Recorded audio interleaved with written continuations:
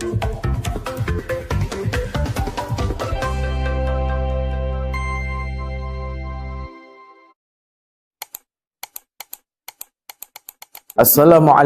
warahmatullahi ta'ala wabarakatuh. Alhamdulillahil qawi sultanu al-wadih burhanuhu al-mafsud fi wujudihi karamu wa ihsanu. Allahumma sholli sholatan kamilah wa sallim salaman tamman ala sayyidina Muhammadin alladhi tanhallu bihi al-'uqad wa tanfariju bihi al-kurab.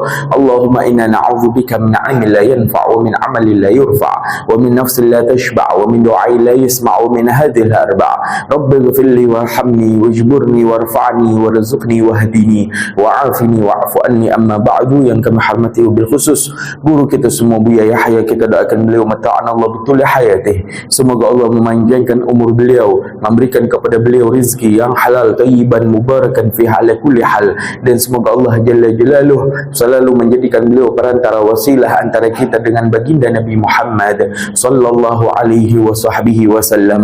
Yang kami cintai para hadirin hadirat, para penuntut ilmu Allah dan Rasulnya, sampailah kita kepada tafsir khusus, edisi khusus, yaitu surat Al-Maidah ayat 6-nya saja, di mana Allah Subhanahu wa taala berfirman, a'udzubillahi minasyaitonirrajim.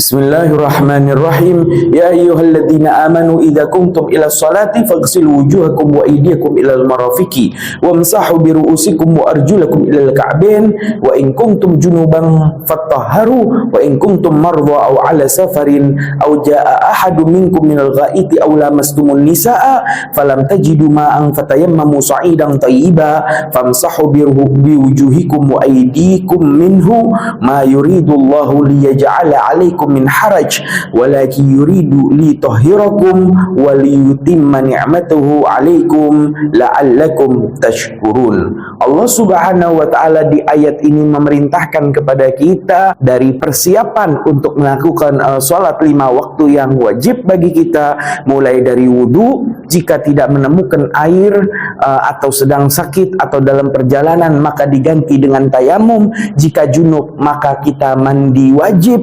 Maka semua syariat itu dari wudu, mandi, dan tayamum sesungguhnya bukan beban bagi kita, bukan menambahkan kesulitan, tapi Allah menginginkan kita dalam keadaan suci agar kalian selalu bersyukur.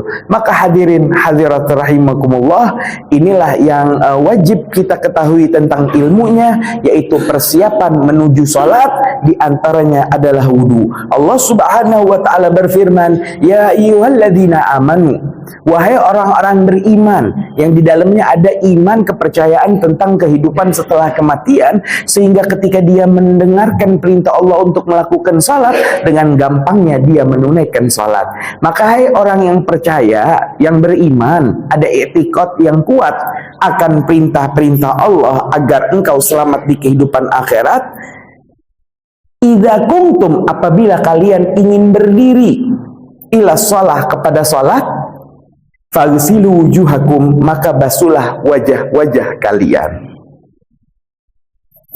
Maka batas wajah itu adalah dari tempat mulai numbuhnya rambut bagi manusia normal. Ada orang kan karena botak jadi numbuhnya mulai di sini. Nah, manusia normal dari ujung rambut sampai bawah dagu. Dan wajah itu adalah dari ujung telinga sampai ujung telinga. Maka semua yang ada di wajah ini wajib dibasuh di proses pertama kalian wudu. Setelah sebelumnya tentunya niat. Ya, nawaitul wudu'a li raf'il hadasil asghar. Ya Allah, aku niat wudu untuk menghilangkan hadas kecil. Kemudian basuh wajah. Jadi niat itu tempatnya ketika engkau mulai melakukan wudu. Ketika air mulai nyentuh ke wajah, mulai ada sentuhan air, mulai basuh wajah, disitulah tempatnya niat dalam hati. Nawaitul wudu'a li raf'il hadasil asghari. Nah, basuh wajah. Mana yang dibasuh? Semuanya yang ada antara tempat tumbuhnya rambut sampai bawah dagu, dari telinga kanan ke telinga kiri, semuanya harus dibasuh. Ada 20 jenis bulu yang ada di wajah kita. 20 Pak, itu harus dibasuh semua di wajah kita. Bulu mata kanan atas, bulu mata kanan bawah, bulu mata kiri atas, bulu mata kiri bawah. Udah 4 bulu mata aja. Alis kanan, alis kiri. Ya, berapa tuh? 6. Kemudian apa ini nih? Dari ujung rambut sampai ujung telinga ada rambut. Ini namanya jambang. Jambang kanan, jambang kiri. Berapa tuh? 8. Kemudian dari jambang ke jenggot ini ada namanya bewok. Bewok kanan, bewok kiri. 10. Jenggot sendiri. Ya, berapa? 11. Di bawah bibir ada rambut namanya angfakoh. Ya, 12. Kumis 1 hitungannya, 13. Terus di dahi ada rambut. Di dahi ini ada rambut-rambut tipis, itu wajib dibasuh juga. Berapa jadi? 14. Kemudian ujung kumis. Biasa ada orang yang kumisnya panjang, setelah kumis itu di ujungnya ada yang melintir begitu. As-sibalan. 2 ujung kumis, itu ujung kumis kanan, ujung kumis kiri. Berapa jadi? Bukan 18. Oh, 16. 4 lagi. Apa 4 lagi? Dari ujung kumis biasanya nyambung ke ujung jenggot. Begitu. Ada nggak orang begitu? Ada, nyambung. Ya, itu kanan kiri. Sama terakhir yang ke-19 dan 20 adalah rambut yang tumbuh di pipi. Al-khaddan, 2 bulu pipi. Nah, maka ini juga wajib dibasuh jika ada. Maka 20 rambut itu yang ada di wajah semuanya wajib dibasuh. Habib, kalau bulu hidung wajib dibasuh nggak? Enggak. Walaupun keluar-keluar nggak wajib dibasuh. Kenapa? Itu bagian dalam, ya, bukan bagian luar. Hadirin hadirat rahimakumullah. Faghsilu wujuhakum, maka basuhlah wajah-wajah kalian. Wa aydiyakum, dan kedua tangan kalian. 2 tangan dibasuh habis itu. Nah, tangan tuh yang mana? Tangan ada 3 definisi, Pak. Ada tangan di dalam bab jinayat, tangan di dalam bab jinayat hukuman bagi orang yang mencuri. Orang maling mencuri di atas 250.000, maka harus potong tangan. Ya. Potong tangan kanan. Kok maling lagi? Apa potong tangan kiri? Oh enggak, potong kaki kiri. Maling lagi nggak kapok dia, baru tangan kiri. Maling lagi baru kaki kanan, habis. Ya, kalau maling lagi baru dicambuk. Ya, maling pertama kali di atas 250.000 rupiah, maka tangannya dipotong. Gimana cara potongnya? Mula-mula, ya, tangannya dipijit. Ya, sama tukang pijit, dikasih minyak, terus dikeretok agar si tulang itu, antara tulang bagian atas dengan bagian tangan, telapak tangan itu lepas dulu tulangnya. Setelah lepas tulangnya, masih nyambung daging saraf kulit, baru nanti dipotong algojo dengan pisau yang sudah dipanaskan di api. Apa tujuannya? Ketika dipotong, itu dia panas tadi melelehkan kulit sehingga langsung tertutup lagi. Jadi nggak ada darah yang muncrat sehingga menjadikan orang yang dipotong tangannya meninggal.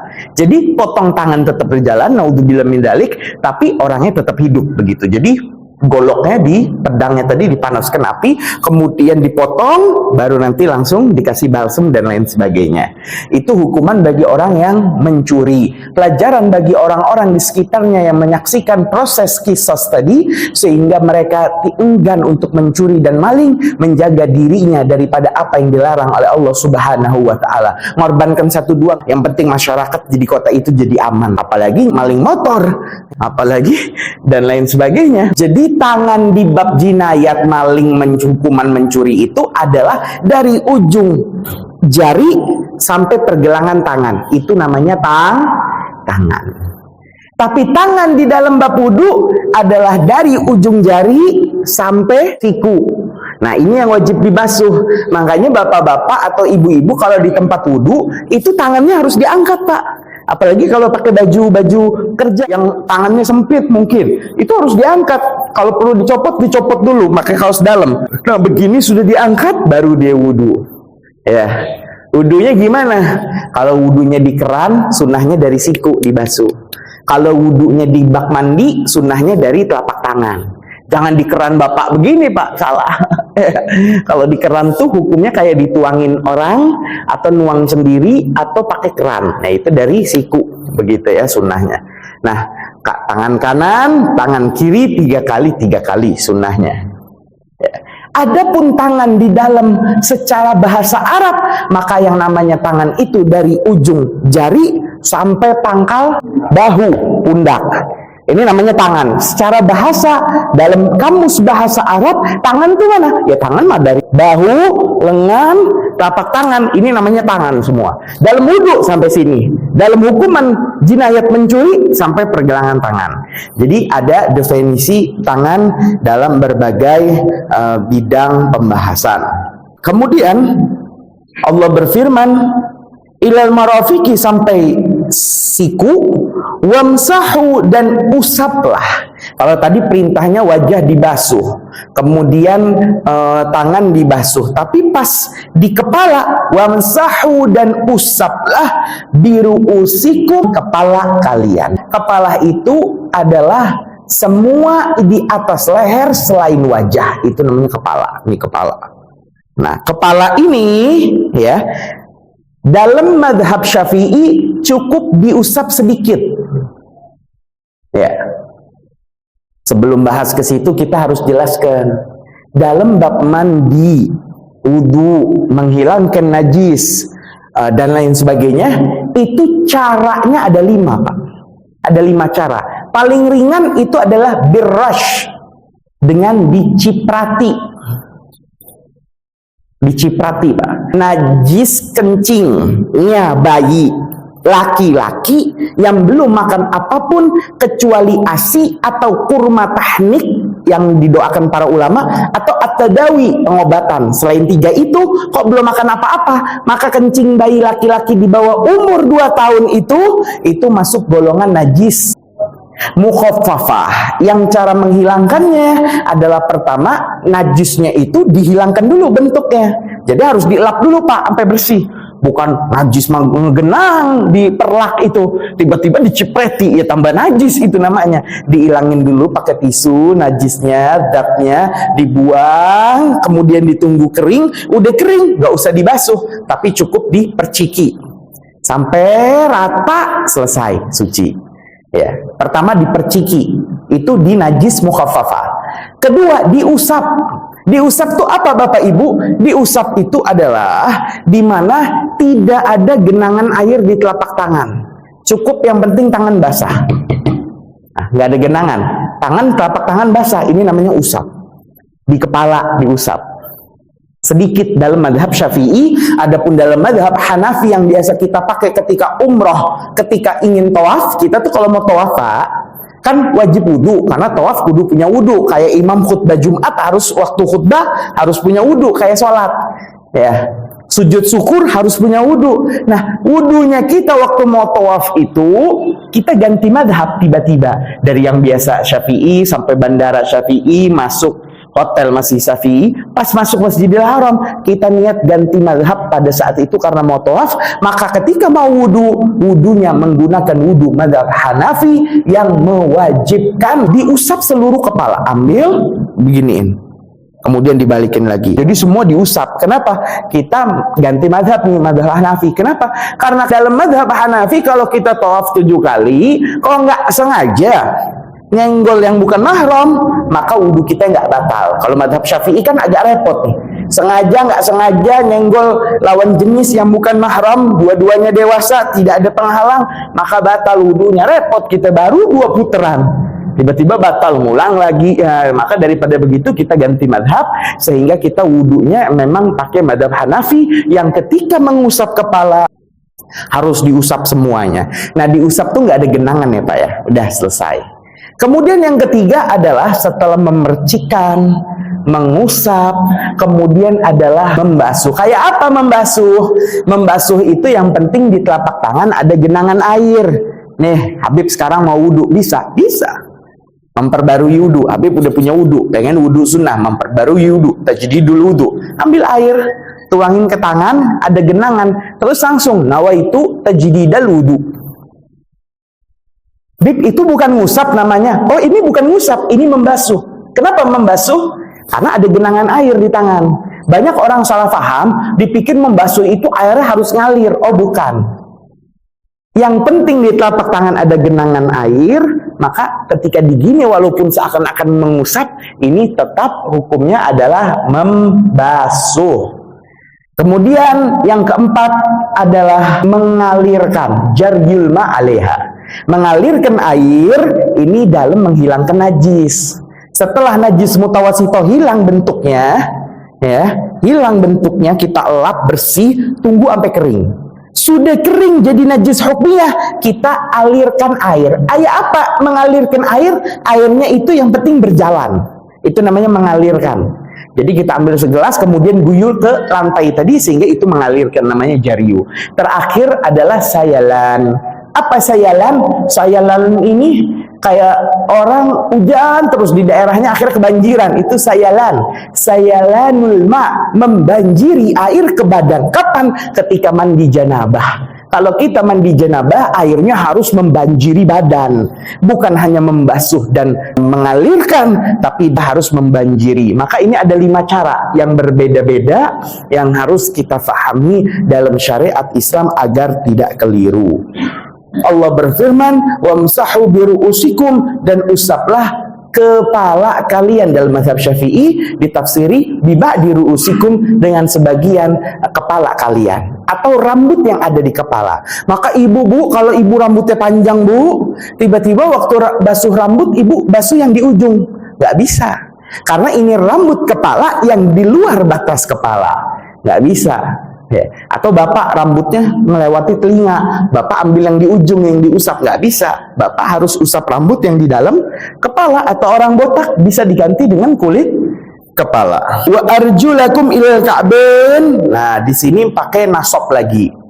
Kalau kita perhatikan di dalam ilmu nahwu, di situ wujuhakum menjadi maf'ul bih, dia menggunakan fathah yang dibaca nasab karena kedudukannya menjadi maf'ul bih, dan tanda nasabnya adalah menggunakan fathah karena dia jamak taksir.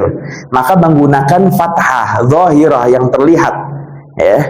Di situ wujuhakum, aydiyakum. Tapi ketika ru'us, dia menggunakan jer, biru'usikum, kemasukan huruf jer, dan ketika kaki itu dia wa arjulakum lagi. Ini menandakan walaupun urutannya membasuh, mengusap, apakah setelah yang mengusap ini adalah mengusap? Ternyata tidak. Dia balik lagi ke membasuh. Jadi urutannya membasuh, mengusap, terus membasuh lagi. Tapi kan dia nggak ada perintah untuk membasuh kaki. Oh iya, disebutkan dan kaki. Maksudnya dan kaki karena di situ nasab ada tandanya yang kembali kepada proses ketika di tangan dan di wajah, maka dia balik lagi menjadi membasuh. Ini sepakat para ulama ya. Maka ketika kaki membasuh ila ka'ben, sampai kedua mata kaki. Ya, sampai mata kaki berarti tumit wajib basah, Pak. Ada orang biasanya, oh bagian depan aja deh, tumit. Enggak, mata kaki itu keliling. Sehingga itu semua harus dibasuh. Nah, maka alhamdulillah kita selesai melakukan proses wudhu. Kita siap untuk melakukan sholat, tapi waktu atau saat masa antara kita wudhu dengan sholat, janganlah kita melakukan hal-hal yang membatalkan wudhu. Apa saja yang membatalkan wudhu? Yang pertama disebutkan di dalam Al-Quran di sini, auja'a ahadum minkum minal ghaiti, atau telah datang salah seorang kalian itu minal ghaiti, dari buang air besar. Jadi yang membatalkan wudhu itu nanti ada 4, Pak. Nomor 1, keluarnya sesuatu dari 2 lubang jalan, BAB, BAK, atau buang angin, ya, atau pokoknya keluar sesuatu apapun, maka membatalkan wudhu ilal maniyah, kecuali keluar air mani, maka dia jadinya junub. Ya. Wudhunya nggak batal. Orang keluar air mani, wudhunya nggak batal. Tapi ada yang mewajibkan lebih daripada wudhu, yaitu mandi. Maka hadirin hadirat rahimakumullah, jika keluar sesuatu dari 2 lubang jalan depan kubul atau dubur jalan belakang, maka batallah wudhu kita. Harus yakin keluar. Kalau ibu-ibu misalnya ruku atau sujud, kok kayak ada yang keluar, ya, pastikan. Kalau angin ada bunyinya, pastikan ada baunya. Kalau nggak ada, berarti hanya was-was. Biasanya ada orang-orang yang belum pernah belajar wudhu, baru belajar wudhu, abis belajar wudhu teori beginian, setelahnya jadi orang was-was. Kata Habib dari telinga kanan sampai telinga kiri, udah basah belum ya? Banjur lagi, uyur lagi, sampai mandi dia. Mau wudhu sampai mandi. maka jadi was-was. Hati-hati, jangan sampai was-was ya. Kemudian yang membatalkan yang kedua adalah zawalul akli, hilangnya akal. Kategori berat gila, kategori sedang kerasukan jin, ayan, epilepsi, pingsan, koma, atau kategori ringan tidur siang atau tidur malam, maka wudhu kita batal. Illa qa'idin mumakinin maq'adatahu minal ard. Kecuali orang yang duduknya itu mantep, walaupun nyandar ke tembok. Ada orang nih, misalnya khutbah Jumat, biasanya kejadiannya imam khotib khutbah, ya. Ada bapak-bapak yang udah wudhu siap mau sholat Jumat, tiba-tiba tidur. Tidurnya gimana? Duduk. Kalau duduk berarti walaupun tidur hilang akal, wudhunya tetap ada. Loh, jadi yang membatalkan wudhu adalah hilangnya kendali atas diri, sehingga diri ini tidak tahu ketika wudhu itu buang angin atau tidak. Berbeda kalau orang hilang akalnya pas duduk, dia tetap ada kendali diri. Ya, dia bisa memastikan dirinya tidak buang angin. Kenapa? Karena jalannya keluar angin tertutup, Pak. Maka ketika Bapak tidurnya itu duduk, maka Bapak masih punya kendali atas diri Bapak. Karena tidurnya dalam keadaan duduk, walaupun Bapak hilang kendali. Jadi yang membatalkan wudhu bukan hilang akalnya, tapi hilangnya kendali atas diri. Waktu tidur itu pasti nggak engkau itu tidak buang angin? Ternyata tidak bisa memastikannya. Ya, maka hadirin hadirat rahimakumullah, banyak hadis yang menceritakan bagaimana Nabi itu langsung sholat setelah Nabi tertidur dalam keadaan wudhu, sehingga ini menjadi dalil bahwasannya seseorang bisa terus punya wudhu walaupun dia tidur dalam keadaan duduk. Hadirin hadirat rahimakumullah. Selanjutnya yang ketiga disebutkan di dalam Al-Quran, aulamastumun nisa, atau kalian menyentuh wanita, menyentuh kulit, kecuali kuku, gigi atau rambut lawan jenis, dua-duanya dewasa, bukan keluarga, bukan mahram. Kemudian tidak ada penghalang. Kemudian kulit ketemu kulit. Tadi kalau kuku, gigi, rambut nggak apa-apa, nggak batal. Terakhir, iltiqa'u basyaratai, bertemu dua kulit ketemu kulit, laki perempuan, beda jenis, dua-duanya dewasa, dua-duanya orang lain, tanpa adanya penghalang. Ini 5 syaratnya. Maka jika dilakukan demikian, batallah wudhu seseorang. Suami istri batal wudhu nggak, Pak? Kan keluarga, Bib. Batal wudhu nggak? Maka mahram itu adalah wanita yang haram dinikahi. Istrimu itu kan boleh engkau nikahi, berarti istrimu itu orang lain statusnya. Karena dia orang lain, maka kapan batal wudhu itu?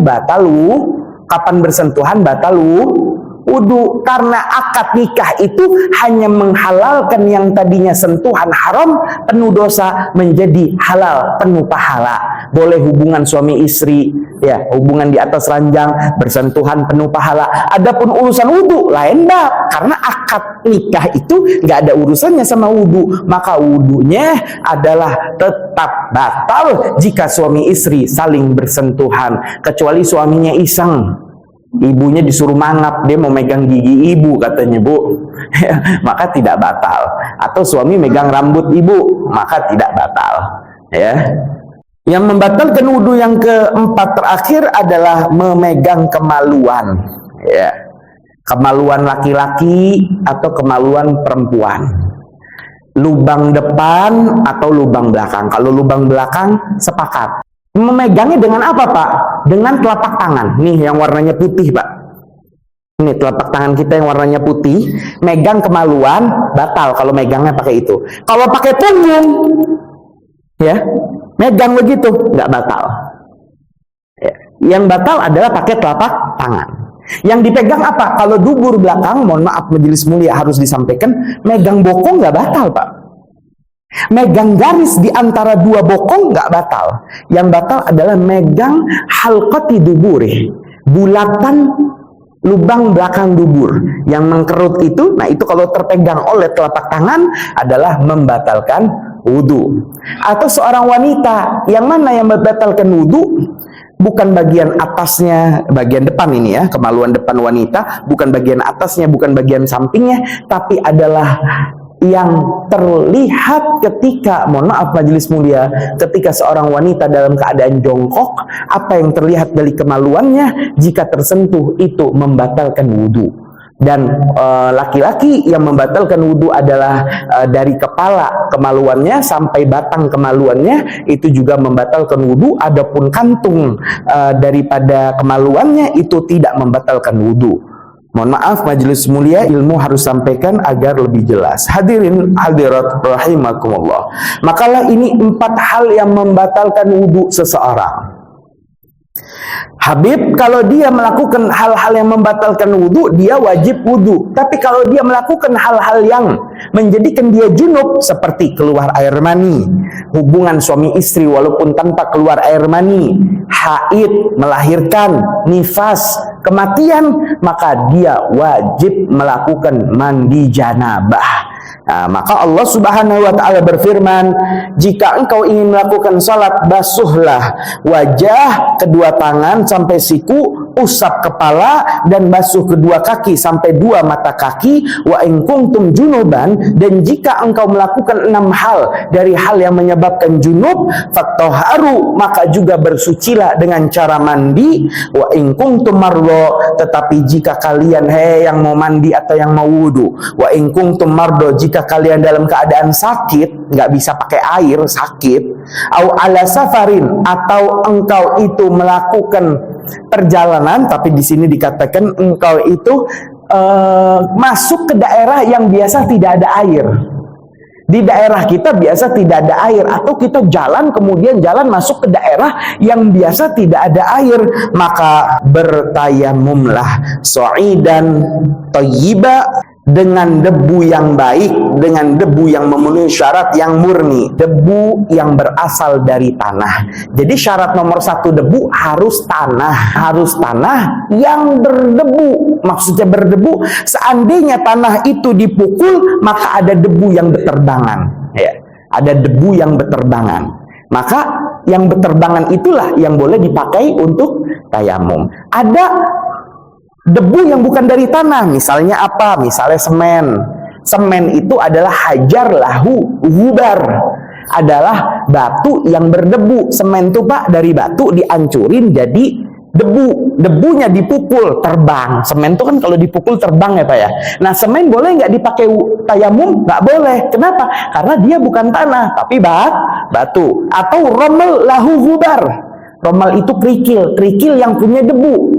Ada orang bangun rumah di tetangga, ada gundukan pasir, kita pukul, pasirnya terbang. Maka itu debu yang berasal dari kerikil, romel. Maka pasir yang berdebu juga tidak bisa digunakan untuk bertayamum. Adapun memang namanya tanah merah itu kan tanah merah Pak, kalau dipukul tuh nggak bakal terbang. Tanah liat, kecuali tanah liatnya dikeringkan, seperti batu bata atau genteng merah, batu bata merah yang akhirnya kering kemudian dihancurkan, ketika dipukul ada yang terbang, maka boleh digunakan untuk tayamum. Debu yang di vacuum cleaner juga boleh digunakan untuk tayamum. Caranya yaitu setelah niat tayamum, usaplah wajah kalian. Jadi sunnah wudhu yang nggak kebayang dilakukan di tayamum, maka tidak lagi disunnahkan. Wudhu sunnahnya basuh 3 kali, tayamum sunnahnya sekali. Bahkan sunnah debunya ditipiskan dengan cara begini. Ya, ditipiskan baru diusap, jadi nggak terlalu tebel. Kita bukan bedakan pakai debu kan begitu. Debunya harus kelihatan loh Pak. Banyak orang salah paham. Berangkat umroh, tayamum di pesawat. Ayo tepuk kursi depan, tuh kursi depan bersih, nggak ada debu ya. Gitu pura-pura aja nggak ada debunya, nggak bisa. Syarat tayamum harus ada debunya. Bukannya ada tembok bersih yang penting diginikan, debunya nggak kelihatan, maka ini tidak sah. Jadi debunya harus kelihatan bentuknya ya. Nanti kalau di perjalanan di kereta tidak ada air, tidak ada debu, itu nanti namanya sholatnya namanya sholat fakidut tohuren. Sholat karena tidak ada 2 alat pensuci, yaitu debu dan air, sehingga nanti sholat ala kadarnya dan wajib diqodho ketika menemukan air. Atau sholat di waktu yang sempit, baju kita najis nih, ya nggak sempat salin lagi, atau sholat di kereta tidak menghadap kiblat, maka sholatnya agar tidak dicap sebagai orang yang meninggalkan sholat, sholatnya namanya sholat bihurmatil waqt, soal sholat menghormati waktu. Nanti sholatnya itu wajib diulang, wajib diqodho. Wamsahu biwujuhikum, usaplah debu itu ke wajah kalian, wa aidikum, dan kedua tangan kalian, minhu darinya, ma yuridullahu liyaj'ala alaikum min haraj, Allah tidak menginginkan daripada kamu daripada kesusahan atau beban, walakin akan tetapi Allah itu yuridu liyutahhirakum, ingin mensucikan kalian hai manusia, waliyutimma ni'matahu, dan Allah dapat menyempurnakan nikmatnya alaikum atas kalian, la'allakum tashkurun, agar kalian makin bersyukur kepada Allah Subhanahu wa taala. Begitulah yang namanya ibadah seperti wudu, mandi, tayamum, itu sifatnya adalah ta'abbudi. Apa ta'abbudi? Nggak ada alasannya, Beb. Kenapa sih saya itu kalau wudu yang diusap wajah? Kan saya buang anginnya dari dubur. Kenapa nggak saya tuh cebok atau istinja? Kenapa harus usap wajah? Itu namanya ta'abbudi. Udah ibadah, teorinya dari sananya ya begitu, prakteknya dari sananya yang begitu. Tugas kita hanya sami'na wa ata'na, kami dengar ya Allah dan kami juga taat, kami praktekkan seperti yang diperintahkan oleh Allah Subhanahu wa ta'ala. Terakhir, wudu itu harus tertib. Dalam satu hadis Nabi mengatakan, ibda'u bima bada Allahu bih, mulailah kalian dengan apa yang telah dimulai oleh Allah. Dalam sa'i, proses umrah atau haji, berlari kecil sebanyak 7 kali, maka dengan hadis Nabi, ibda'u bima bada Allahu bih, mulailah dengan apa yang telah dimulai oleh Allah, karena Allah memulai innas safa wal marwata, sesungguhnya Safa dan Bukit Marwah itu min sya'airillah, daripada syiar agama Allah. Sehingga nanti kita sa'inya mulainya dari Safa ke Marwah. Ya, itu dihitung 1, nanti berakhirnya di Marwah, selesai sa'inya. Adapun wudu juga dimulai dengan apa yang dimulai oleh Allah. Kata Allah, basuh wajah, maka basuh wajah. Baru basuh tangan, usap kepala, dan terakhir adalah basuh kaki. Itu adalah tertib. Kita tutup dengan doa bismillahirrahmanirrahim. Alhamdulillahirabbil alamin. Allahumma shalli ala sayyidina Muhammad wa ala ali sayyidina Muhammad. Allahumma alif baina qulubina wa aslih hadata bainina wa hdina subulas salam wa najjina minadh dhulumati ila an-nur wa jannibna al-fawahisha ma dhahara minha wa ma batan wa barik lana في أسماعنا وأبصارنا وقلوبنا وأزواجنا وذريتنا وتب علينا إنك أنت التواب الرحيم واجعلنا شاكرين لنعمتك مثنين عليها قبلها وأثمم علينا اللهم اغفر لنا ولوالدينا وارحمهم كما ربونا صغارا ربنا آتنا في الدنيا حسنة وفي الآخرة حسنة وقنا عذاب النار وصلى الله على سيدنا محمد النبي الأمي وعلى آله وصحبه وسلم والحمد لله رب العالمين بسر الفاتحة خصوصا للشريف فضل بنت محمد أسقف والشريفة فاطمة بنت محمد الجفري والشريفة نور الجنة بنت محمد الحبشي والحبيب محمد بن علي الحبشي والحبيب محمد بن أحمد السقاف والحبيب محمد بن عبد الله السقاف والحبيب محمد بن محمد السقاف والحبيب محمد بن محمد السقاف والحبيب محمد الجفري وسرمني بنت جيلاني وأمواتنا وأمواتكم أن الله يغفر لهم ويرحمهم ويعلي درجاتهم في الجنة وينفعنا بأسرارهم وأنوارهم وعلومهم في الدين والدنيا والآخرة وإلى حضرة النبي سيدنا محمد صلى الله عليه وصحبه وسلم بسر الفاتحة. أعوذ بالله من الشيطان الرجيم. بسم الله الرحمن الرحيم. الحمد لله رب العالمين الرحمن الرحيم مالك يوم الدين إياك نعبد وإياك نستعين اهدنا الصراط المستقيم صراط الذين أنعمت عليهم غير المغضوب عليهم ولا الضالين والله الموافق إلى أقوم الطريق والسلام عليكم ورحمة الله تعالى وبركاته.